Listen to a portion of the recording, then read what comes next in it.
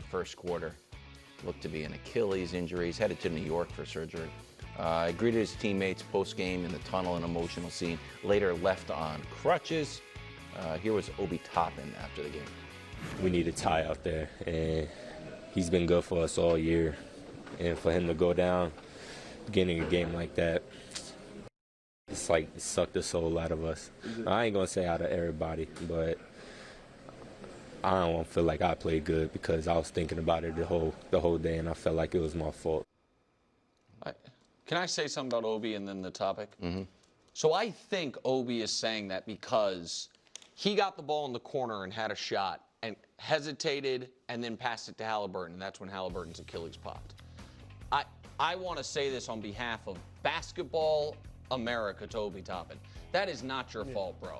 That is nobody's fault. It's just like, I'm sure what he's saying is if I just take this shot, the whole world's different, and maybe that is not like, please unburden yourself of that guilt. Absolutely. Like, that's a terrible thing to carry, and that's not how sports work or anything like that. Right. Go ahead, Bruce. No, I was just going to say, unfortunately, the way it happened, I hate to even say, it seems like it was going to happen.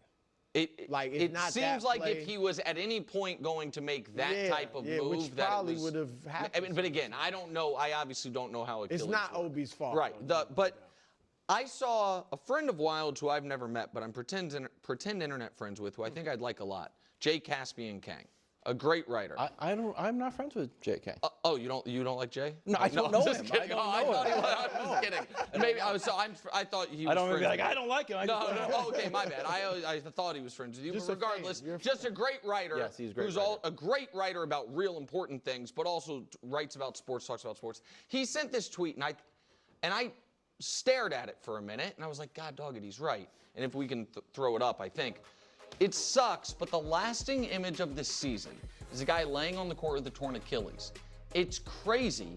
We all know immediately now. Like, more people can spot an Achilles injury than can tell if a team is playing a zone.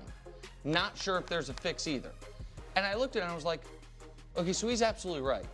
Like, there are a lot of casual fans who have no idea what horns action is, what defense anyone's playing, what any out-of-timeout play is, but they know, oh, that's an Achilles, because we've seen so many of them. And the other jarring thing, Brew, is this used to be an old guy injury. Yeah. It was Patrick Ewing at the end. It was a kind of a sign. Isaiah, yes. Kobe. It was, and Kobe wasn't that old, but Kobe was old in basketball mileage. Yeah. You know what I mean? He was you're right. He was late in his career. Like Dominique, we'd have to go back to Dominique. It's like, remember this happened to Dominique? Yeah, and so they were rare, and they happened for old guys or crazy overuse or what. And the fact that it is now three guys in these playoffs, Dame, Tatum, Halliburton, two of those guys young, not that Dame's super old, DeJounte Murray, young in the regular season.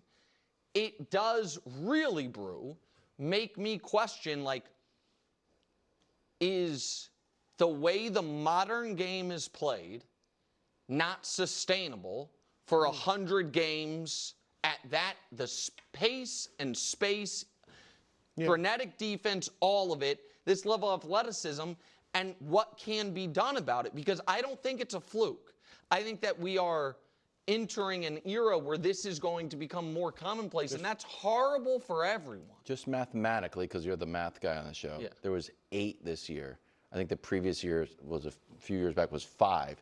You mean the most ever in the season? Yeah, it's the most. 5. But 8, and it's to 5 when there's hundreds of NBA Yeah, but guys. since you're saying I'm the math guy, one way to look at it is if 5 was the previous high, this year we had 75% more than the previous all-time high. I know, but 5 to 8. But there's hundreds of guys. Is it fair to talk about, like, I do the math on my guys. 300 guys who played the same style running around and didn't snap their Achilles. So again, I don't know, and maybe it's anecdotal, but it felt to me growing up watching basketball, Brew, and you covered it, that an Achilles tendon tear was rare, and now it doesn't feel rare. I will say this. I hesitate to even bring this up, but a lot of guys experience Achilles tears. Now, older guys, to your point, they're older, just random weekend warriors. Oh, you know, yes. that play ball. Yeah. But I do think there's a lot of evidence that the way the game is played today with the pace, and obviously they've played fast paces in the past, but you're defending much more of the court now than you ever did before. And there's a lot of science that says these guys shouldn't be playing 82 games in the regular season at that pace. This is where, and I won't go off on this, but I've talked about, and others have too, eliminating that corner three.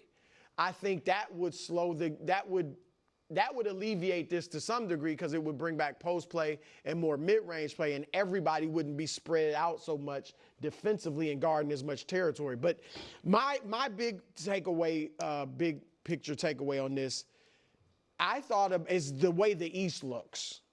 And I imagine the Knicks, they'll certainly get a qualified coach, a good, I would imagine a good coach, but it's still going to be it's going to be a mystery.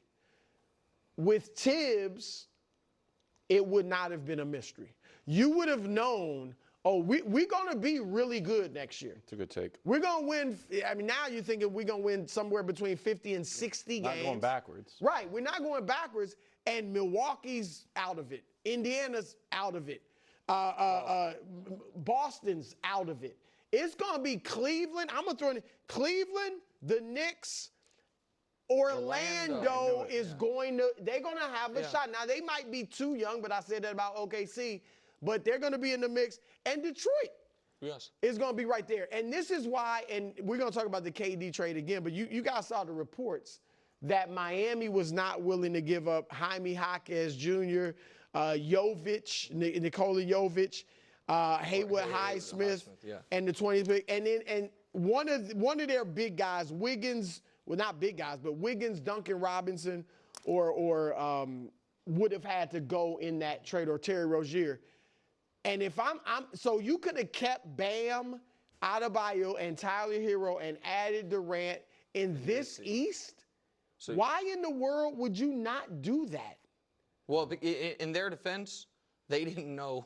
Okay, but they didn't know that Halliburton even if was out, Indiana's out, you're still like, the East is there for the taking. Yeah. We get Durant with our two other big guys. It worked. I know. So that's bizarre. Coming up, LeBob or bust. No, just for the record, I didn't write that. It means Larry O'Brien or bust. So it can't be Larry O'Brien or bust or bust. Yeah, you're right. You're right, but you said it.